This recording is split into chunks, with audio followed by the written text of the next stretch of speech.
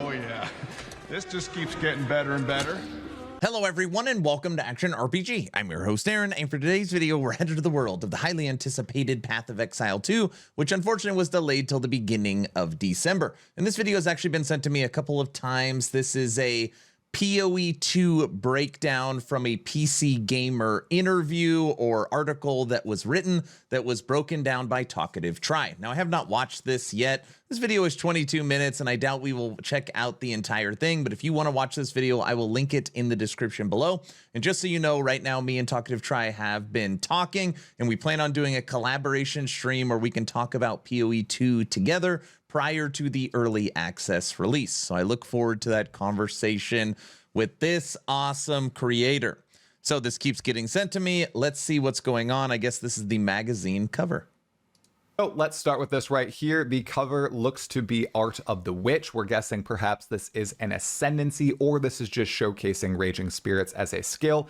Then we get confirmation that the early access of Path of Exile 2, which starts on December 6th, will only launch with 3 acts. It will only launch with 6 classes.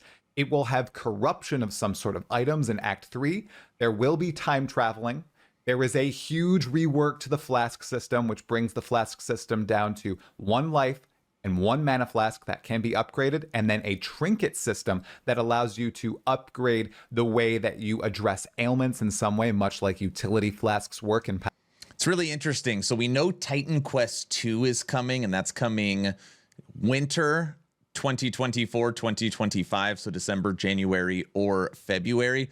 And they've actually been getting a lot of slack because they are launching with 3 classes and 3 bosses, likely 3 chapters. So kind of interesting. This is 3 chapters and 6 classes. So we'll see. Path of Exile 1. They reiterated that there will be less loot. They do not want a mandatory filter, even in Endgame. There will be less items that drop, and these items that drop will be of much higher value. There are frost grenades as a skill. The average tester took between 9 and 10 hours per act, but Mark Roberts can do the first 3 acts in about 5 hours at this point. There will be trading vendors and hideouts. Act 6 is going to be absolutely ridiculous. The craziest set pieces that they've ever done in Path of Exile. 10 hours per act? Wait, that's what he said. 8 to 10 hours per act. Oh, that is a chunky amount of content for an early access launch. That's pretty good. And it will be apocalyptic. And that is a very high level overview of what is inside the article and what we're going to talk about today. We're also going to bring in some other teasers that have occurred throughout the past few days from Discord, from Twitter, from other areas of the internet in this video. And if you'd like to see it, continue watching. And if you want to see more of my videos, make sure you hit subscribe and the sub notification bell. And if you want to spread this video to more exiles, hit the like button. It really helps a lot. It was spread to me. Free. Without further ado, let's get into the meat of the video, exiles. So here it is, the article in PC Gamer. Returning King. Path of Exile 2 promises spectacular boss fights and a massive endgame, even an early access, by Dominic Harrison. The article opens up with this. The bad news is that Path of Exile 2's early access debut won't be the full game as initially hoped. The good news is, even limited to half of the main story and 6 of the planned 12 classes, this is shaping up to be one of 2024's best action RPG releases. So yes, the bad news is being led with first here. We heard this first from an interview with Trevor at the Tokyo Gaming Show, but ever since then, Grinding Gear Games has not addressed it. It looks like with this article in PC Gamer, it is confirmed Path of Exile 2's early access starts with 3 acts, not 6. It will have an endgame, and it will have 6 of the 12 character classes at the beginning. This means, unfortunately, the Druid and the Huntress will not be at Path of Exile 2's early access launch on December 6th. Very unfortunate. I was really looking forward to playing the Druid. Well, not really the Druid, but the bear form, the undisclosed wolf form, the undisclosed other form that is in the works. I was really excited to play those, but if they need the time to cook, that is fine. We have lots of other toys to play with, and it sounds like there's a... It's really unbelievable. So I've played PoE 2 in Germany at Gamescom. Got to meet and spend time with Chris Wilson. And I talk on stream. We're actually still in the subathon. Today is day 50. Thank you all for the support. I'm listening to Talkative and I can't stop looking at this gameplay. Sometimes I forget how much slower, at least in the early game, it is. I think I saw this character shoot 5 times to kill 1 enemy. And again, remember, when you're looking at this gameplay, they're moving backwards while simultaneously shooting because this game is focused around controller or WASD movement. When I played it, it played more like a V Rising than a PoE Diablo Last Epoch point and click action RPG. Very interesting. A ton of content in the game. Now, I will lead right now with what this article does not talk about: Endgame or Ascendancy classes. There's basically neither of those in this article, besides the confirmation that, yes, Endgame does exist. They've been working hard on it. Nothing about what the Endgame is really in this article. Then on this next page, which shows a bit of the 3rd act, showcases that there will be frost grenades in Path of Exile 2, which is very, very interesting. And of course, there are some fun synergies going on here too. The shotgun-like fire mode does bonus damage against frozen enemies, so equipping frost grenades for your underslung launcher makes for an easy combo. It feels indicative of how Path of Exile 2's classes work in general. Each one has its own shenanigans that are immediately clear, and the skills offered early on will nudge players toward putting together intuitive attack combos. Something that's also focused on in this article is the idea of classes.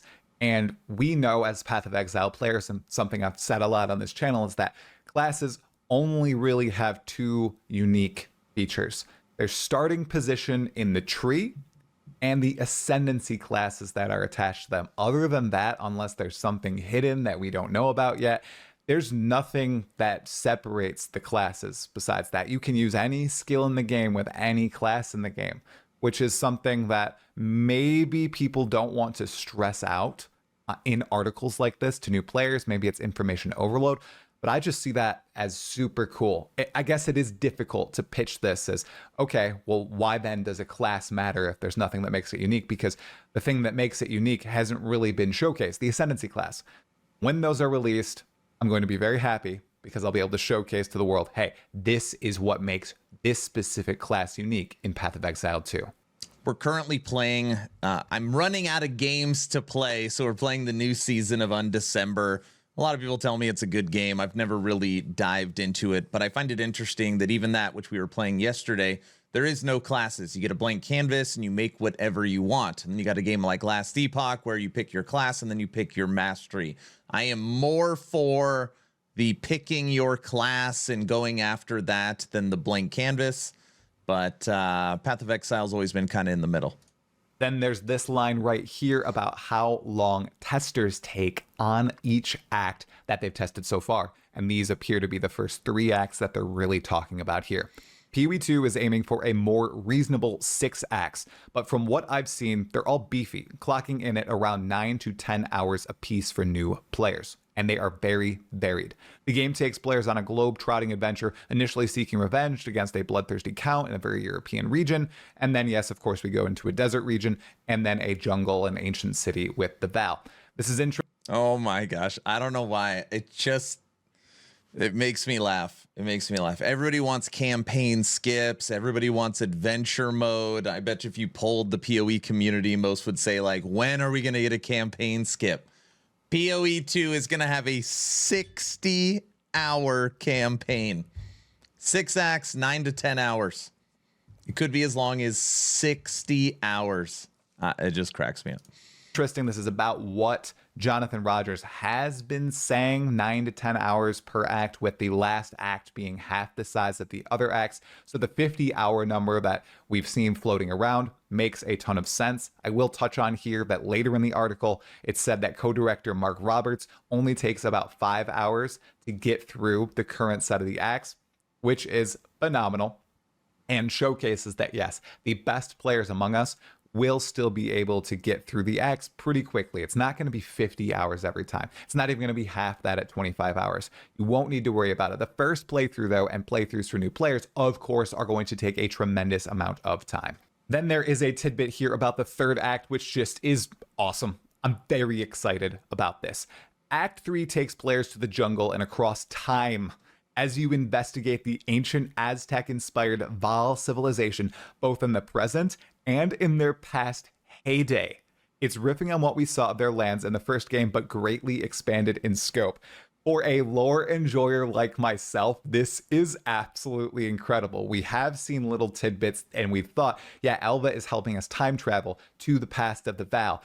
And yes, that is true. The gameplay that we saw from that Tokyo Game Show interview with Alva and with Viper Nahuatzi, that's going into the past, into the heyday of the Val. So we're going to be able to see this civilization at their peak. Very exciting stuff.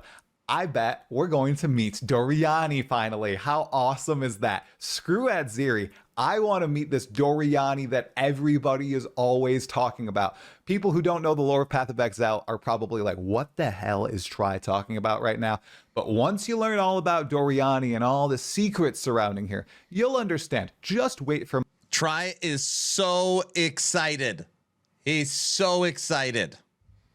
It's like me for season 2 of LE. My lore videos. Then we finally learn a little bit about corruption in Path of Exile 2 and how apparently it's introduced in Act 3. But the way that it's phrased by Dominic here is a little different than what I expected corruption to be. It almost sounds like one of a few systems that they may be lifting from Diablo 2, Diablo 4. It's right here. Act 3 introduces some new gameplay mechanics, letting you corrupt your equipped items with Val magic to perhaps open up gem slots in them, letting you tweak their stats further with special blood crystals. I'm going to let that stew for just a moment. What? What? Okay, you got to be very careful with gem terminology in Path of Exile, Dominic. Does he mean that we're going to get gem sockets in our gear? Does this mean maybe we can slot Val gems in our gear, but we can't slot Val gems into ourselves? Maybe because Val gems are so much more powerful. Maybe that's what he's talking about, the Val gems. Or are we talking about a Diablo 4 or Diablo 2 style system where we're slotting in those little literal gems, sapphires, amethysts, into our gear for minor stat upgrades? And corrupting the items is what allows us to do this. I don't know. Does this have to do with Val orbs? Are there going to be Val orb implicits, corrupted implicits still? This is so curious that it's only a line here and it's not elaborated on. I want more. I hope we learn a little bit more, or I guess we'll just be surprised in early access once we reach Act 3 and start to see this sort of stuff unfold. Immediately after this, Dominic talks a little bit about Acts 4 through 6. Let me read the quote. Acts 4 through 6 weren't available in the build I played, but I expect the first two to keep up this formula, each exploring a new part of the world and its cultures and monsters. As for Act 6, all the information I could wring out of grinding gear is that it'll clock in at around half the length of previous acts, but will crank up the stakes, spectacle, and be more than a little apocalyptic. Hardly surprising, given that this is Path of Exile, but I'm still eager to see what kind of hell I get to inadvertently unleash on the world. Oh my goodness, is my Beyond theory true? We're going to Path of Exile's version of hell in Act 6, guys. I think that I am bang on here. Anyway, Act 4, we know is island hopping. Act 5, we don't actually know what Act 5 is. I think we've seen some glimpses that it might be in Ruined Sarn. Maybe it's going in the ruins of the Eternal Empire and everything, but we don't know a lot about Act 5. So Act 6, apocalyptic. Act 4, island hopping. Act 5, still a mystery. Oh, there's some news here in a second. Actually, I'll skip ahead a little bit because this next part is about boss fights. We all know about the boss fights. The part after that is about the other 4 classes coming in early access: Warrior, Witch, Sorceress, Ranger, alongside the Mercenary and the Team Witch and a main witch. Monk. Let's go to this paragraph right here, which is worded, I think, wrongly. Dominic says, I don't want to spoil too much, but the final battle of Act 3 is one of the most impressive fights I've seen in the genre, which should dull the sting of the story pausing on a cliffhanger until Path of Exile 2 leaves early access. Wait. I think that this is not worded appropriately. Because what we've been pitched is Path of Exile 2 during its early access is going to receive a plethora of updates, and we should steadily get the rest of the acts, therefore the rest of the story, out of the game. That's not how it's what worded. This might mean is that we will get Act 4 and Act 5 during early access, but perhaps the conclusion of Path of Exile 2 will not release until 1.0, when Path of Exile 2 leaves early access. Oh my. That's crazy. That'd be awesome. But that is kind of what happened with Path of Exile 1. We didn't get the conclusion to Path of Exile 1's story until it went into 1.0, wherein we fought High Templar Dominus and killed him and he ascended and all that. Yeah. So I wonder if they're going to wait to release Act 6 until that release. Let me know what you think in the comments below. It might be a while until we get the end of Path of Exile 2's epic story. This next part of the article just talks about why Path of Exile 2 is special, why people might be drawn to it. It's highly customizable, it's unmistakably deep and complex, and in Path of Exile 2, though, they are aiming to not drown people in as much loot as Path of Exile 1. They don't want loot filters to be mandatory, even in... That's a pretty crazy statement. Loot filters not mandatory even in late game, which is obviously polar opposite of current Path of Exile. The end game. Rest in peace, never sink. Then there's this very interesting line right here. There was even some talk of letting players sell items to one another through trading NPCs in their customizable hideouts, albeit with a gold tax to prevent this major ease of use feature from completely obliterating direct player-to-player item trading.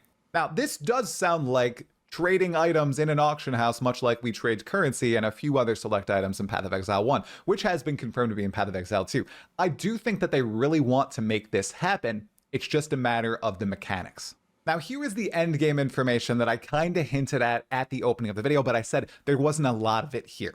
And this is why, because we're not seeing any of it for ourselves. This is being said through Dominic, who did play Path of Exile 2 and has played Path of Exile 1, but I don't know.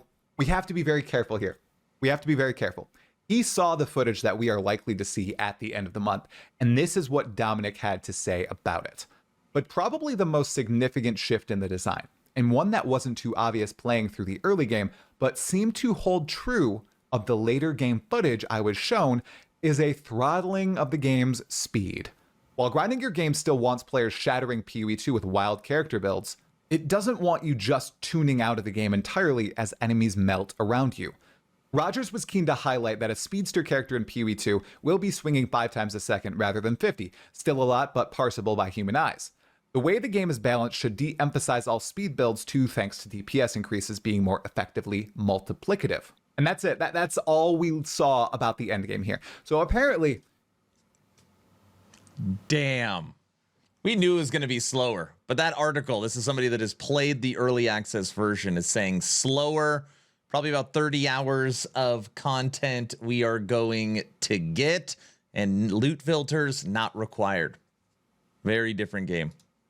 It looks like it's still slow or the same speed that we've seen in gameplay of Path of Exile 2's early game. I want to see it myself. I want to see it myself. Because I've seen some players like Nuji, like Havoc, race through Path of Exile 2 once you kind of know how to play, know how to build your character. I don't think that the end game is going to be super, super slow, but it will be engaging. And that's what I want. I want engaging gameplay. And I guess that's kind of what Dominic is talking about here. He's saying you aren't tuning out, which is, I'm happy to hear that. I just don't want it to be dull, very slow, something like No Rest for the Wicked, something like Elden Ring. I feel like all that is very slow. This is an ARPG. This is a Path of Exile game. I want it to be fast, but I want it to be engaging at the same time. And then here is the big bombshell about flasks. I know it's at the end of the article. Hey, Dominic knew exactly what he's doing when he put it here. Drink deep and descend.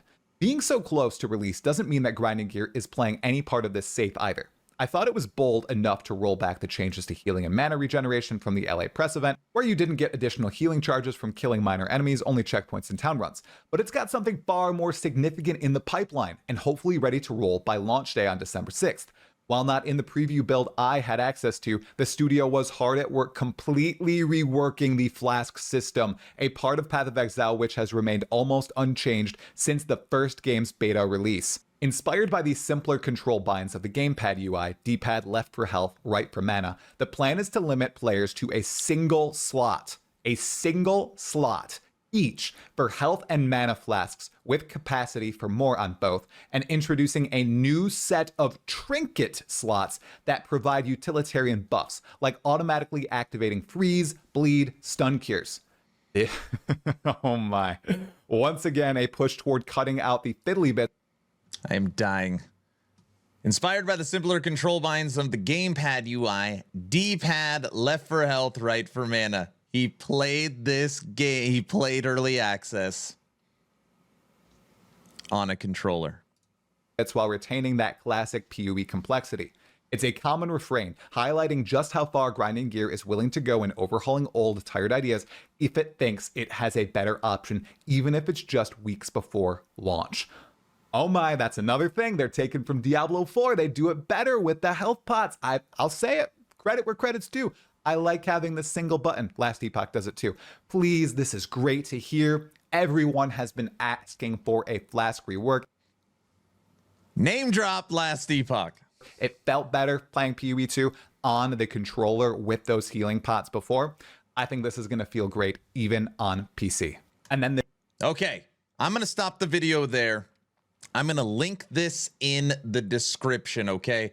I'm already at 21 minutes on this recording, and I don't want it to be insanely long. This is a great breakdown of the article. I see why people sent it to me, and I had the privilege of playing Path of Exile 2, and I was one of the first people in the world that was able to play the Druid, and I can see why you're disappointed that it is not going to be available in early access, because it is unbelievable. Path of Exile 2, December 6th.